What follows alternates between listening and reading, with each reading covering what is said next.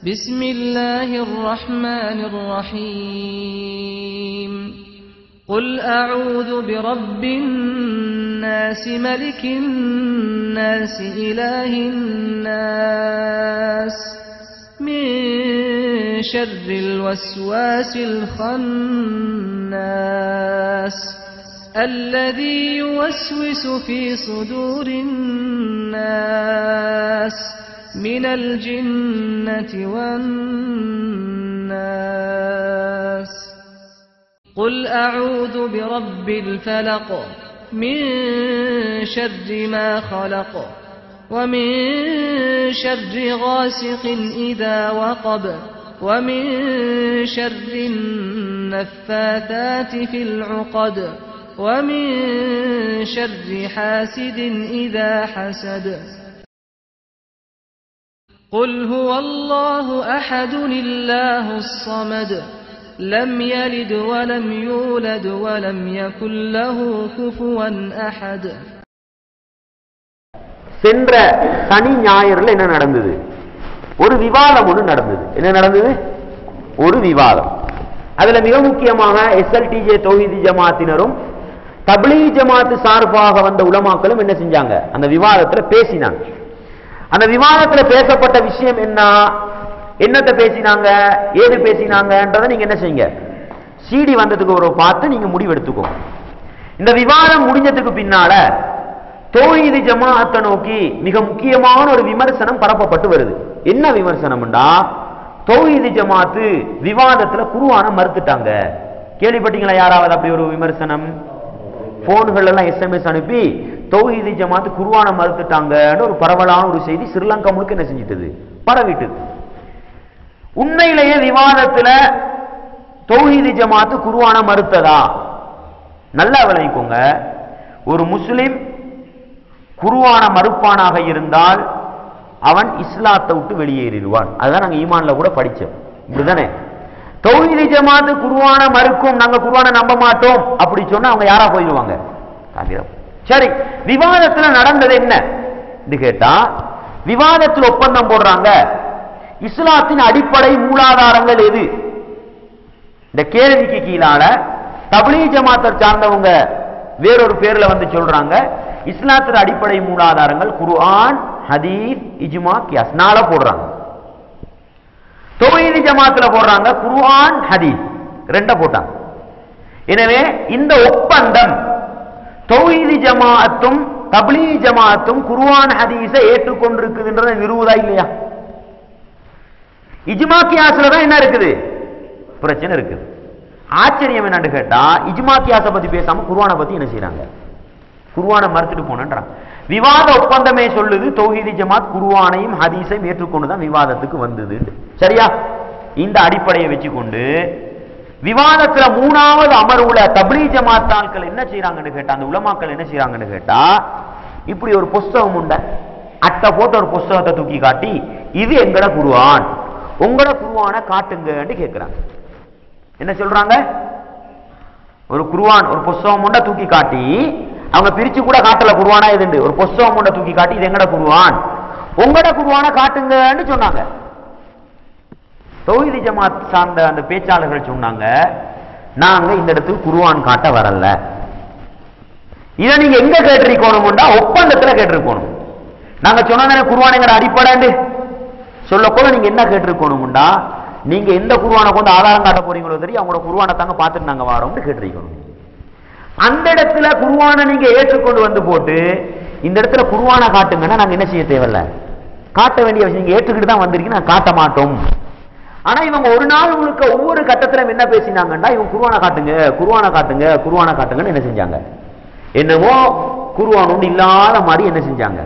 இவங்களும் சொன்னாங்க, நாங்க குர்ஆனை காட்ட தேவையில்லை, ஏற்றுக்கொண்டு தான் வந்திருக்கிறோம், நீங்களும் ஒப்பந்தம் பண்ணி தான் வந்திருக்கிறீங்க அப்படின்னு சொல்லிக்கிட்டு இருந்தாங்க. ஆனா அந்த ஒன்னாவது நாள் முடிஞ்சு போனதோட தகவல் போயிட்டு தௌஹீத் ஜமாத் குர்ஆனை மறுத்துட்டாங்க. இது இப்ப பேசாம இருக்கேமா? அப்ப அடுத்த நாள் முதலாவது அமர்வுலே சொன்னாங்க, குர்ஆனை காட்டுங்க, குர்ஆனை காட்டுங்கன்னு கேட்கிறாங்க. நாங்க குர்ஆனை காட்ட வேண்டிய அவசியம் கிடையாது. முழு விவாதத்துல நான் சுருக்கத்தை குர்ஆனை பத்தின செய்தியை நான் சொல்றேன். அப்ப சொன்னாங்க குர்ஆன் என்பது என்ன என்று கேட்டால், அல்லாஹ் குர்ஆனை புஸ்தக வடிவத்தில் இறக்கல. அது எல்லாரும் முஸ்லிம்கள் நம்பினது தானே. தப்லீக் ஜமாத்தோ தரீக்கத்தோ எல்லாரும் விளங்கினது குர்ஆன் என்பது புத்தக வடிவத்தில் அல்லாஹ் இறக்கல்ல. அவங்க தௌஹீத் ஜமாத்துல சொல்றாங்க, அல்லாஹ் ஜிப்ரீல் அலைஹிஸ்ஸலாம் அவர்களின் மூலம் ரசூலுல்லாஹ்வுக்கு ஓசை வடிவத்தில் இதை இறக்குறான், குர்ஆனை இறக்குறான். ரசூலுல்லாஹ்வாவது புத்தக வடிவத்தில் கொடுத்தாங்களா? அவங்களும் அதெல்லாம் ஏற்றுக்கொண்டது தானே. புத்தக வடிவத்தில் கொடுக்கல. ரசூலுல்லாஹ்வும் ஓதித்தான் காட்டினாங்க, ஓசை வடிவத்தில் தான் கொடுத்தாங்க. உள்ளத்துல பாடமாக்குறவங்க பாடமாக்கினாங்க, எழுதுறவங்க என்ன செஞ்சாங்க, எழுதியும் வச்சாங்க. அவங்க ஒரு குர்ஆன் வசனத்தை எடுத்து காட்டியே சொன்னாங்க, குர்ஆன் மூமின்களோட உள்ளத்துல பாதுகாக்கப்பட்டிருக்குது. அப்ப குர்ஆன் எது? அல்லாஹ் ரசூலுல்லாஹ்வுக்கு எதை இறக்கி வச்சானோ, ரசூலுல்லாஹ் சஹாபாக்களுக்கு எதை ஓதி காட்டினாங்களோ அதுதான் எது. எனவே குர்ஆனுக்கு வரை விளக்கணும்ன்றது அதுதான். சரி, இதை ஏற்றுக்கொள்ளலாமா அப்படின்னு ஒரு கேள்வி வந்தா தௌஹீத் ஜமாத் சகோதரர்கள் என்ன சொன்னாங்கன்னு கேட்டா, நீங்க காட்டுற அந்த குர்ஆனை நாங்க என்ன செய்ய மாட்டோம், குர்ஆன் ஏற்றுக்கொள்ள வேண்டிய அவசியம் கிடையாது. காரணம் என்னன்னு சொன்னா, அதுல நீங்க ஒரு சில விடயத்தை கூட்டி வச்சிருக்கிறீங்க. அல்லாஹ் இறக்காத, ரசூலுல்லாஹ் காட்டி கொடுக்காத, உஸ்மான் ரலியல்லாஹு அன்ஹு குர்ஆன் இருக்குது, பிரதி இருக்குது, இன்றைக்கும் பல மியூசியங்களை பாதுகாத்து வைக்கப்பட்டிருக்குது. அதுல இல்லாத பல விஷயங்களை நீங்களா என்ன செஞ்சிருக்கிறீங்க, சேர்த்து வச்சிருக்கிறீங்க சொன்னதுக்கு போறோம். அவர்கள் சார்பாக பேசின அப்துல்லா மௌலவின்றவர் வாயால சொன்னாரு, நாங்க குர்ஆன்ல பிற்பட்ட காலங்கள்ல பல விஷயங்களை சேர்த்து வச்சிருக்கிறோம். அவராக சொன்னார். 30 ஜுஸு யார் பிரிச்சது? ரசூலுல்லாஹ் பிரிச்சாங்களா? இல்ல. ஐ9 இடக்கட ஐ9 போட்டிருப்பாங்க, அது ரசூலுல்லாஹ் போட்டாங்களா? இல்ல. 30 ஜுஸுவையும் 7 மன்சிலா பிரிச்சிருக்கிறாங்க, ரசூலுல்லாஹ் பிரிச்சாங்களா?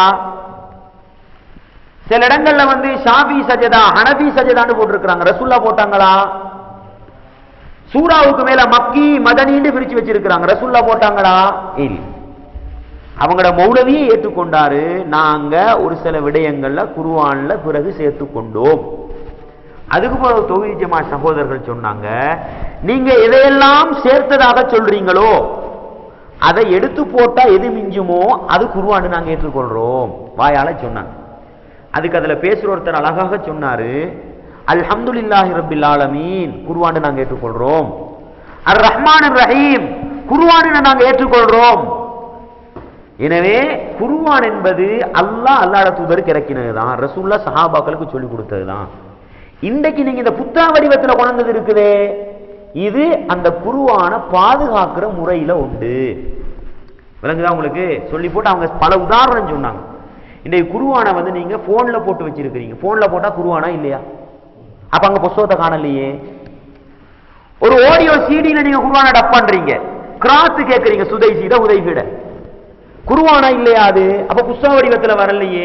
இந்த புஸ்தக வடிவம் தான் குர்ஆன், இதை மறுக்கணுமா இல்லையா? நீங்க அங்க அழகா கேட்டாங்க, கம்ப்யூட்டர்ல போட்டு வச்சிருக்கிறீங்க, யூஎஸ்பில போட்டு வச்சிருக்கிறீங்க, இதெல்லாம் உங்களோட வசதிக்கு ஏற்ப நீங்க என்ன செய்றீங்க, குர்ஆனை பாதுகாக்கிறீங்க.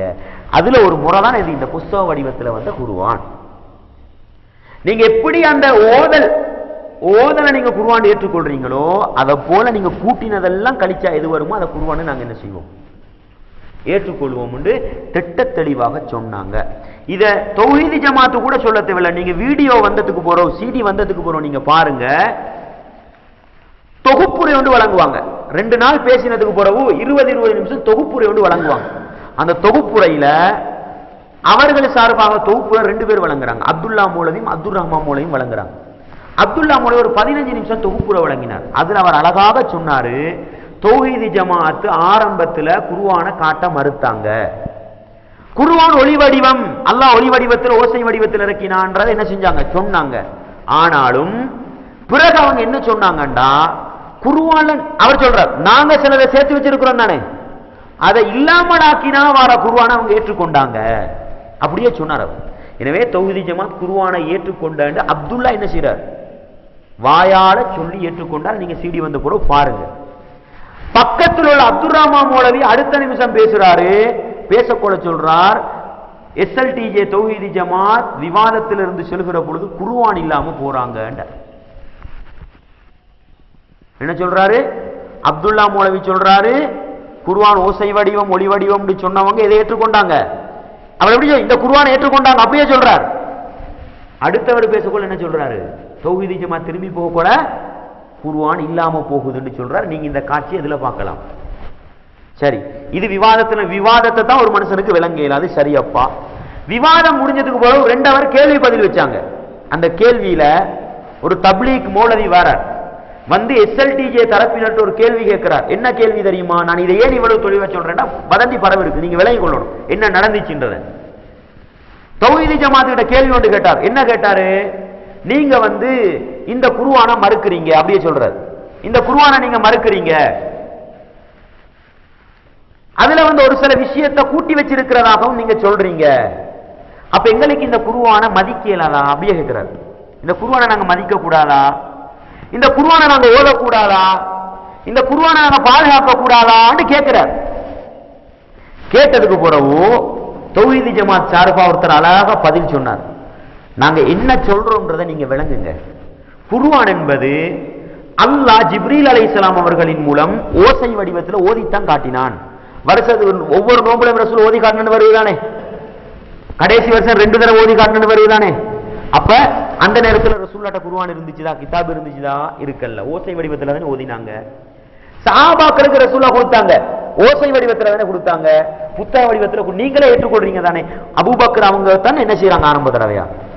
நீங்களே ஏற்றுக்கொள்றீங்க தானே? நாங்க சொல்றோம், குர்ஆன் என்பது புத்தகத்துல வந்தாலும் சரி, ஆடியோ சிடில ஆடியோல வந்தாலும் சரி, வீடியோல வந்தாலும் சரி, போன்ல வந்தாலும் சரி, கம்ப்யூட்டர்ல வந்தாலும் சரி, குர்ஆன் இதுதான். அல்லாஹ் இறக்கி வைத்ததுதான் குர்ஆன். இந்த புத்தகம் என்பதும், நீங்க சிடில போட்டு வைத்திருப்பது என்பதும், நீங்க ஆடியோவா கேட்கிறது என்பதும், அதை பாதுகாப்பதற்கான, அடைந்து கொள்வதற்கான ஒரு சாதனமே தவிர அதை குர்ஆன் அல்ல. ஏன் அது குர்ஆன் இல்லைன்னு சொல்றோம்னு கேட்டா, நீங்க நிறைய விஷயத்தை என்ன செஞ்சு வச்சிருக்கிறீங்க, குர்ஆன் என்ற போர்வையில கூட்டி வச்சிருக்கிறீங்க. நாங்க உங்களுக்கு சொல்றோம் இது குர்ஆன். அப்படியே சொல்றாங்க, உங்களோட கையில உள்ளது குர்ஆன் தான், அதை நீங்க மதிங்க, அதை நீங்க ஓதுங்க, அதை நீங்க பாதுகாருங்க. ஆனா எது குர்ஆன், எது நீங்க கூட்டி இருக்கிறீங்கன்றதை விளங்கி என்ன செஞ்சுக்கோங்க, ஏற்றுக்கோங்க. அவ்வளவு அழகா என்ன செய்யறாங்க, குர்ஆனை பத்தி தெளிவா என்ன செய்யறாங்க, விளக்குறாங்க. விளக்கின புறவும் என்ன குர்ஆனை மறுக்கிறாங்கன்னு என்ன செய்யறாங்க, அது மறுமையில போய் என்ன செய்வோம். சஹாபாக்களை எசுரண்டு சொன்னாங்க, என்னத்த சொல்லல. தௌஹீத் ஜமாத் சார்பா தப்லீக் ஜமாத் என்ன அபாண்டம் சுமத்தல்ல. சஹாபாக்களை ஏசுரண்டாங்க, ரசூலுல்லாஹ்வை திட்டுறாங்க, இமாம்களை ஏசுரண்டாங்க, பண்டியரச்ச ஹலால்ண்டாங்க. அதுக்கெல்லாம் அங்க விவாதத்துல பதில் வந்துச்சு. இப்ப என்ன சொல்றாங்க, குர்ஆனை மறுத்துட்டாங்க. அல்லாஹ் போதுமானவன், மறுமை என்ன செய்யும், தீர்ப்பு சொல்லும்ன்றதை நாங்க விளங்கிக் கொள்ளணும். சரி, உண்மையிலேயே எங்கட கையில இருக்கக்கூடிய குர்ஆன்ல ஏதாவது கூடி இருக்குதா? இந்த புக் இருக்குதானே, இந்த புத்தகம் இருக்குதானே, இதுல ஏதாவது கூடி இருக்குதா கேட்டா, நான் இப்ப உங்களுக்கு எடுத்து காட்டுறேன். நீங்க குர்ஆனை மிக பிரதானமாக இந்தியாவில் அச்சடிப்பாங்க. இந்தியா அச்சு குர்ஆன் பார்க்கலாம், பாகிஸ்தான் அச்சு குர்ஆன் பார்க்கலாம், சவுதி அச்சு குர்ஆன் பார்க்கலாம், துருக்கி அச்சு குர்ஆன் பார்க்கலாம். இது மிக பிரதானமாக இந்த 4 இடத்து குர்ஆன் என்ன செய்யலாம், பார்க்கலாம். நான் இந்த இடத்துல தேடி பார்த்த வரையில எனக்கு 2 பிரதி கிடைச்சது. நேத்து எனக்கு 3 பிரதி கிடைச்சது. 3ல உள்ள வித்தியாசத்தை நான் மக்களுக்கு காட்டினேன். நான் இன்றைக்கு 2 சவுதி அச்சு, இது 2மே சவுதி அச்சு தான். ஆனா இதுல வந்து இருக்கிற அந்த குர்ஆன் பக்கம் இருக்குதானே, இது வந்து இந்தியா பிரிண்ட், விளங்குதா? இது இருக்குதானே சவுதி பிரிண்ட். இந்த 2ல உள்ள வித்தியாசத்தை நான் உங்களுக்கு ஒரு பக்கத்தை பிரட்டி காட்டுறேன். நீங்க போய் இந்த பக்கத்தை ஞாபகம் வச்சு, இந்தியா ஆட்சி பெரிய எழுத்துல இருக்கும், அத குர்ஆன் கிடைச்சா நீங்க பாருங்க. நான் உங்களை எல்லாருக்கும் காட்டுறேன் எப்படி கூட்டி வச்சிருக்கிறாங்க.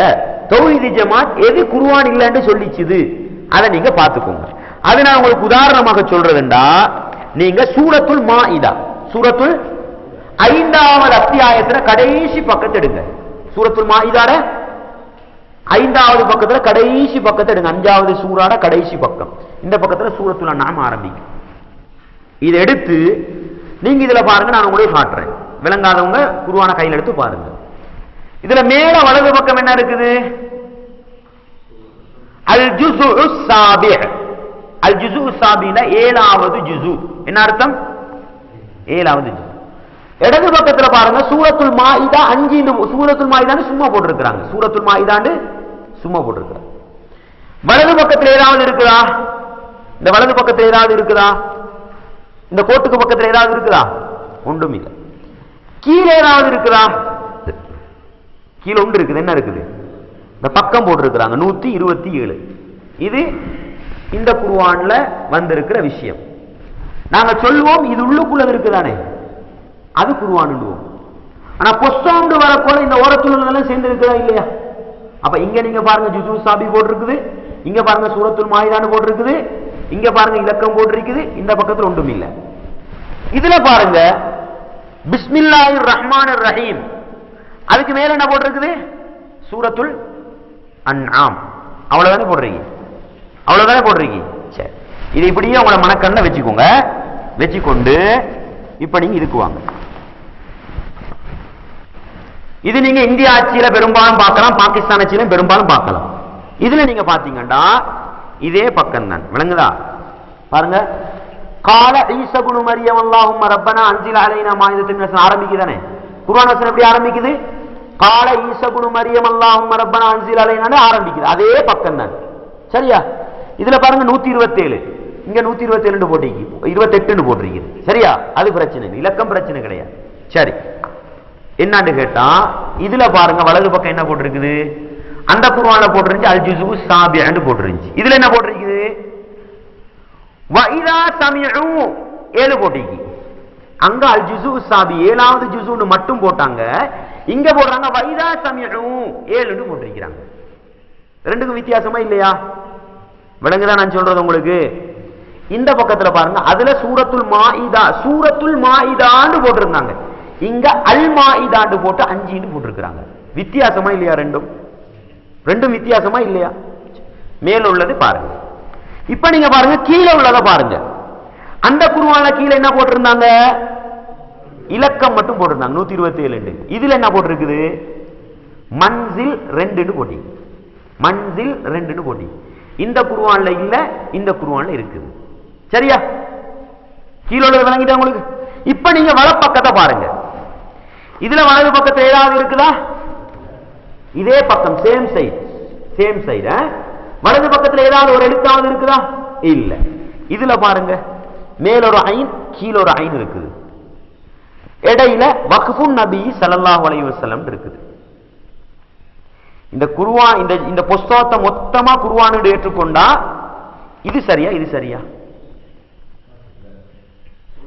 சரி, இப்ப வாங்க அடுத்த பக்கம். சூராவை பார்த்தோம் தானே நாங்க. இதுல பாருங்க பிஸ்மில்லாஹ்க்கு மேல என்ன மட்டும் இருக்குது? சூரத்துல் அன்ஆம், சூரோட பேர் மட்டும் இருக்குது. இதுல பாத்தீங்கன்னா சூரத்துல் அன்ஆம் மக்கியத்துன் வஹிய மியத்துன் வ கம்சுன் வ சித்தூன ஆயத்துன் வ இஸ்ரூன ருக்கூஅன், இவ்வளவு எழுதி வச்சிருக்குது. இதுல பிஸ்மில்லாஹ்க்கு மேல சூரத்துல் அன்ஆம் மட்டும் போட்டிருக்குது. இதுல பிஸ்மில்லாஹ்க்கு மேல எவ்வளவு எழுதி வச்சிருக்குன்னு பாருங்க.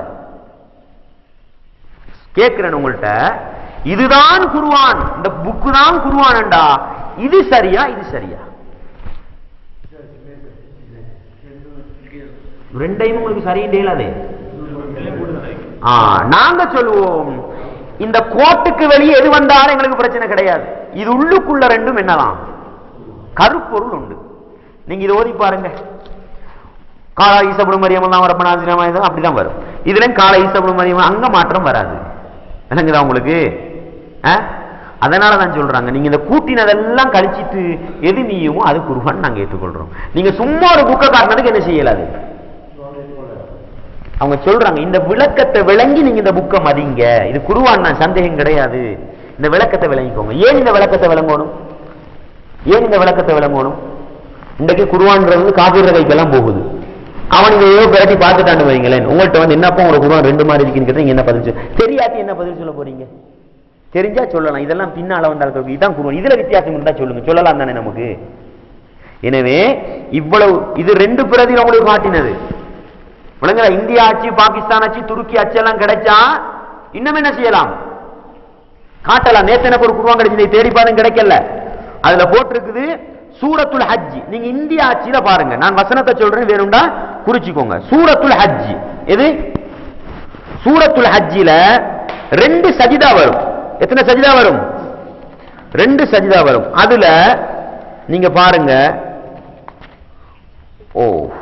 1வது சஜிதா வரும் 18வது வசனத்துல, இரண்டாவது சஜிதா வரும் கடைசி பக்கத்துல வரும். எப்படி வரும்? கடைசி பக்கத்துல வரும். நான் அது ரெண்டையும் சொல்றேன், நீங்க மார்க் பண்ணிக்கொண்டு வீட்டுல போய் பாருங்க. இதுல காட்டுறீங்க. சூரத்துல் ஹஜ்ஜுடைய 77வது வசனம்.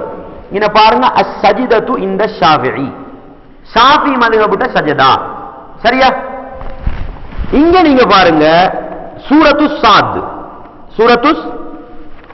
சூரா யாசீனுக்கு அடுத்த சூராவுக்கு அடுத்த சூரா, இன்னைக்கு சூரத்து சாத் 38வது அத்தியாயம்.